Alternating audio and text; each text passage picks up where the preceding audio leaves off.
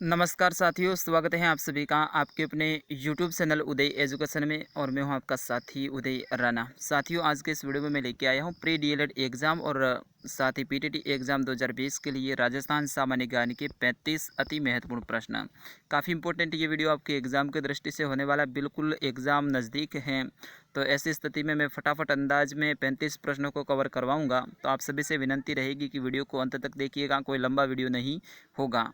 तो शुरुआत में आपसे एक और निवेदन रहेगा कि आप चैनल पे पहली बार आए तो चैनल को अभी सब्सक्राइब कर लीजिएगा और वीडियो को लाइक ज़रूर कीजिएगा। आपका लाइक है वो मेरे लिए मोटिवेशन का कार्य करता है। तो चलिए वीडियो की करते हैं शुरुआत। पहला प्रश्न है कि निम्न में से किस शहर को राजस्थान की काशी कहा जाता है। ये एग्जाम में प्रश्न आ सकता है। तो इसका सही आंसर रहेगा बूंदी को। दोस्तों, बूंदी को राजस्थान की काशी कहा जाता है। चलिए, अगला प्रश्न है कि निम्न में से किस शहर को रेगिस्तान का गुलाब कहा जाता है। रेगिस्तान का गुलाब के नाम से कौन सा शहर विख्यात है।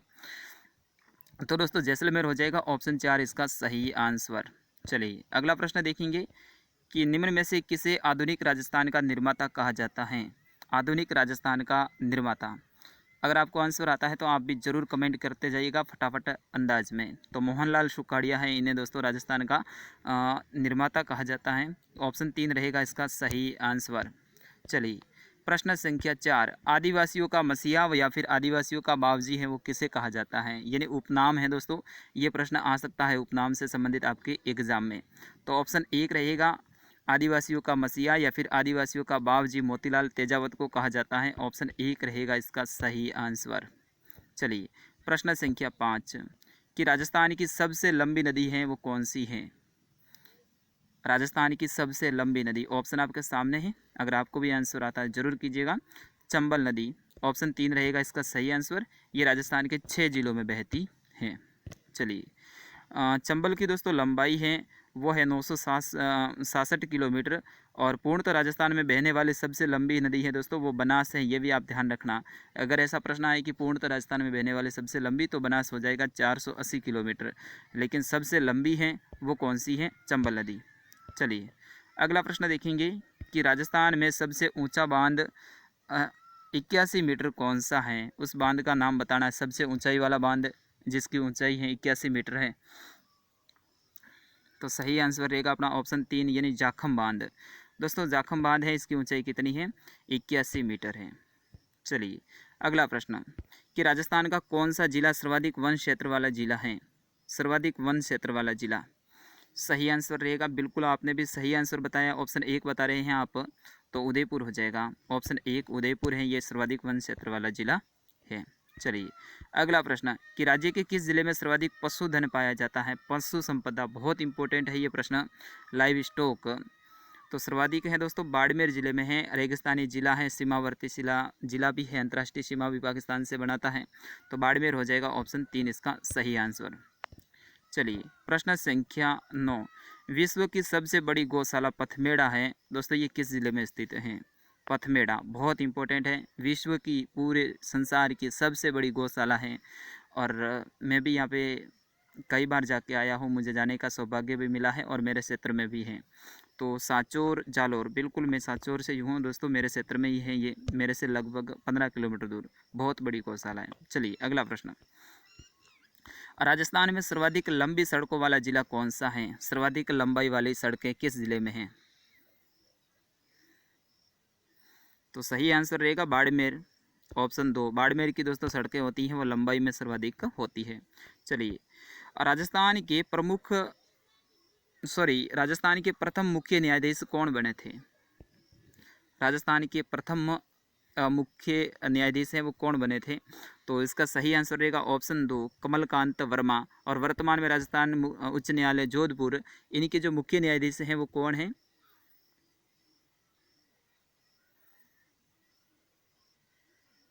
न्यायमूर्ति इंद्रजीत, ये भी ध्यान रखना आपको। चलिए, अगला प्रश्न है कि नरोत्तम लाल जोशी है, ये प्रथम विधानसभा अध्यक्ष थे अपने राजस्थान के राधाकृष्णन है, ये प्रथम मुख्य सचिव थे अपने राजस्थान की। और लाल सिंह सत्तावत है दोस्तों प्रथम विधानसभा उपाध्यक्ष थे, ये भी फैक्ट आप ध्यान रखेंगे। चलिए, प्रश्न संख्या 12 कि राजस्थान के प्रथम शिक्षा मंत्री कौन बने थे। बहुत इंपॉर्टेंट प्रश्न है, अपने शिक्षा से संबंधित अपन जो भी जुड़े हुए हैं तो अपन को इसका नॉलेज होना बहुत ज़रूरी है। तो ऑप्शन 4 रहेगा प्रेम नारायण माथुर हैं, ये राजस्थान के प्रथम शिक्षा मंत्री थे।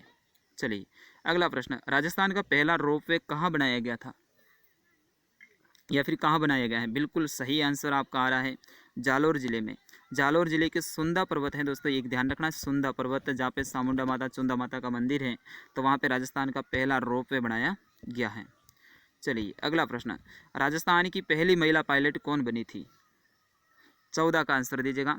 ऑप्शन 3 रहेगा नम्रता भट्ट। चलिए अगला प्रश्न, प्रथम राजस्थानी अभिनेत्री कौन बनी थी? 15 का आंसर आना चाहिए सभी का। प्रथम राजस्थानी अभिनेत्री तो सुन याना, यानी नजरानो फिल्म में थी ये दोस्तों, सुन याना इसका नाम है, आप ध्यान रखेंगे इनका नाम। चलिए अगला प्रश्न है, प्रतापगढ़ का प्राचीन नाम क्या था? 16 का आंसर, प्रतापगढ़ का प्राचीन नाम। अगर आपको आंसर आता है तो बिल्कुल आप सही आंसर दे रहे हैं, कांठल। कांठल और वागड़ की गंगा माही नदी, तो कांठल हो जाएगा, ऑप्शन 2 इसका सही आंसर। चलिए अगला प्रश्न, चप्पन का मैदान किन जिलों में स्थित है? चप्पन का मैदान, सभी का आंसर आना चाहिए 17 में। प्रतापगढ़ और बांसवाड़ा में दोस्तों चप्पन का मैदान स्थित है। और दोस्तों चप्पन की पहाड़ियाँ ये बाड़मेर में स्थित हैं, ये भी ध्यान रखना, बाड़मेर, चप्पन की पहाड़ियाँ बाड़मेर और जालोर के कुछ भाग में भी हैं, लेकिन ज़्यादातर बाड़मेर का ही आता है। अगला प्रश्न, आहाड़ सभ्यता में किस रंग के बर्तन काम में लिए जाते थे? उस रंग का नाम बताना है आपको। आहाड़ सभ्यता में कौन से रंग के बर्तन हैं वो काम में लिए जाते थे? 18 का आंसर, ऑप्शन 2 रहेगा भूरे व काले रंग के बर्तन। बिल्कुल सही आंसर है, मैं फटाफट अंदाज में बता रहा हूँ क्योंकि एग्जाम नज़दीक है, ज़्यादा मैं आपका टाइम वेस्ट नहीं करूँगा। अगला प्रश्न है, ताम्रयुगीन सभ्यता की जननी किसे कहा जाता है? ताम्रयुगीन सभ्यता की जननी, ऑप्शन 3 रहेगा गणेश्वर, अपने सीकर में है दोस्तों, तो ऑप्शन 3 इसका सही आंसर है, ठीक है ना। चलिए अगला प्रश्न है, और ये दोस्तों ताम्रयुगीन सभ्यता अपने भारत की प्राचीन सभ्यता भी है। बेराट सभ्यता से प्राप्त भाब्रू शिलालेख किसने उत्कीर्ण करवाया था? ये आपको बताना है, भाब्रू शिलालेख किसने उत्कीर्ण करवाया था? दोस्तों अशोक ने करवाया था, सम्राट अशोक ने, तो ऑप्शन 2 रहेगा इसका सही आंसर। चलिए गोहिल वंश का संस्थापक कौन थे? गोहिल वंश के संस्थापक, बिल्कुल सही आंसर आ रहा है आपका, ऑप्शन 3 बता रहे हैं गुहादित्य है, बिल्कुल गुहादित्य हैं गोहिल वंश के संस्थापक, तो ऑप्शन 3 रहेगा इसका सही आंसर। चलिए अगला प्रश्न देखेंगे कि अलाउद्दीन खिलजी ने चित्तौड़ पर आक्रमण कब किया? अलाउद्दीन खिलजी ने चित्तौड़ पर आक्रमण, सभी बताएंगे आंसर 22वें का, तो 1303 में किया था, 1301 में किया था शिवाना में, 1303 में चित्तौड़ पे, और 1308 में दोस्तों शिवाना पे किया था, 1308 में, और 1301 में रणथंभौर पे किया था, ये भी ध्यान रखना है, और 1311 में है वो जालोर पे किया था। और जब चित्तौड़ पर आक्रमण किया उस समय पे चित्तौड़ के राजा थे रावल रतन सिंह। चलिए अगला प्रश्न देखेंगे कि दिवेर का युद्ध है वो 1582 में लड़ा गया था, उसके बाद में महाराणा प्रताप की नई राजधानी है वो कौन सी थी? दिवेर के युद्ध के बाद में महाराणा प्रताप की नई राजधानी, तो ऑप्शन 4 रहेगा चावंड को इन्होंने अपनी नई राजधानी बनाया था। अगला प्रश्न है कि मैगजीन अकबर का किला कहाँ स्थित है? मैगजीन का किला कहाँ स्थित है? 24 का आंसर, ऑप्शन 2 रहेगा बिल्कुल मैगजीन का किला अजमेर में, ऑप्शन 2 इसका सही आंसर है। अभी अभी जो जुड़े हैं उन सभी का भी स्वागत है। लास्ट में मैं आपसे कुछ बातें भी करना चाहूँगा, लेकिन सबसे पहले अपन प्रश्नों को देखेंगे। टोडगढ़ दुर्ग है उसका निर्माण किसने करवाया था? 25 का आंसर दीजिएगा। टोडगढ़ दुर्ग है इसका निर्माण किसने करवाया था? कर्नल जेम्स टोड ने, बिल्कुल ऑप्शन 3 रहेगा इसका सही आंसर। चलिए अगला प्रश्न देखेंगे कि अजमेर शहर की बिठली पहाड़ी पर कौन सा दुर्ग स्थित है? अजमेर के बिठली पहाड़ी पर कौन सा दुर्ग स्थित है? 26 का आंसर, सभी का आना सही दोस्तों। गढ़ बिठली या फिर तारागढ़ दुर्ग है ये दोस्तों, तारागढ़ दुर्ग है ये, 2 है, ध्यान रखना, एक तो है अजमेर में तारागढ़ और एक है बूंदी में, तो दोनों का ही आप ध्यान रखेंगे। चलिए अगला प्रश्न देखेंगे कि राजस्थान का जिब्राल्टर है वो किस दुर्ग को कहा जाता है? राजस्थान का जिब्राल्टर, ऑप्शन आपके सामने हैं, सभी आंसर दीजिए मेरे भाइयों। सही आंसर बिल्कुल ऑप्शन 4 रहेगा अजमेरू दुर्ग। राजस्थान का जिब्राल्टर है, अजमेरू दुर्ग को कहा जाता है। अगला प्रश्न, बाला किला को अन्य किस नाम से जाना जाता है? यानी बाला किला है इसका अन्य नाम क्या है? ऑप्शन 3 रहेगा अलवर दुर्ग। दोस्तों अलवर दुर्ग है, इसे ही बाला किला कहा जाता है, तो ऑप्शन 3 इसका सही आंसर, आपको ध्यान रखना है। अगला प्रश्न, सरिस्का अभयारण्य में कौन सा दुर्ग स्थित है? बहुत इंपॉर्टेंट प्रश्न है, स्टार लगा दीजिएगा, ये प्रश्न आ सकता है। सरिस्का अभयारण्य में कौन सा दुर्ग स्थित है? तो दोस्तों इसमें है कांकवाड़ी दुर्ग। दोस्तों कांकवाड़ी दुर्ग है, ये सरिस्का अभयारण्य में स्थित है। तो ऑप्शन 4 रहेगा इसका सही आंसर। दोस्तों जूनागढ़ है, ये बीकानेर में है। अगला प्रश्न, पंचमहल के नाम से कौन सा किला प्रसिद्ध है? पंचमहल के नाम से नीमराणा का दुर्ग, यानी नीमराणा का किला है दोस्तों, इसे पंचमहल के नाम से भी जाना जाता है। चलिएगा अगला प्रश्न देखेंगे कि राजस्थान का पहला विजय स्तंभ किस दुर्ग को कहा जाता है? राजस्थान का पहला विजय स्तंभ किस दुर्ग को कहा जाता है? बयाना वाला, अपने भरतपुर का बयाना, ऑप्शन 2 रहेगा इसका सही आंसर। चलिएगा अगला प्रश्न है कि लोहागढ़ दुर्ग का निर्माण किसने करवाया था? लोहागढ़ दुर्ग का निर्माण किसने करवाया था? महाराजा सूरजमल ने, जो कि भरतपुर के राजा थे। तो इसका सही आंसर रहेगा महाराजा सूरजमल, ऑप्शन 1। चलिएगा अगला प्रश्न है कि डिंग के किले का निर्माण कब किया गया था? डिंग का किला, ये भी भरतपुर में है दोस्तों, इसका निर्माण कब किया गया था? 33 का आंसर, ऑप्शन 2 रहेगा 1730 में। चलिए अगला प्रश्न देखेंगे अपन कि राजस्थान का वेल्लोर है वो कौन सा दुर्ग कहलाता है? राजस्थान का वेल्लोर कौन सा दुर्ग कहलाता है? भैंसरोडगढ़ का किला दोस्तों, भैंसरोडगढ़ का किला है, इसे राजस्थान का वेल्लोर कहा जाता है। तो ऑप्शन 1 रहेगा इसका सही आंसर। चलिए दोस्तों, परवन नदी है, ये 12 जिले में है। तो इसके किनारे पे कौन सा दुर्ग स्थित है? राजस्थान के दुर्ग अपन ने देखा है आज के इस पार्ट में। तो परवन नदी के किनारे पे कौन सा दुर्ग है, ये आपको बताना है। ऑप्शन 1 रहेगा शेरगढ़ का किला या फिर शेरगढ़ का दुर्ग, बिल्कुल परवन नदी के किनारे पे स्थित है। और 36 का प्रश्न 37 लेंगे, मैंने 35 का कहा था। नाहरगढ़ का पुराना नाम क्या है? नाहरगढ़, इसका पुराना नाम दोस्तों सुदर्शनगढ़, बिल्कुल ऑप्शन 3 रहेगा इसका सही आंसर।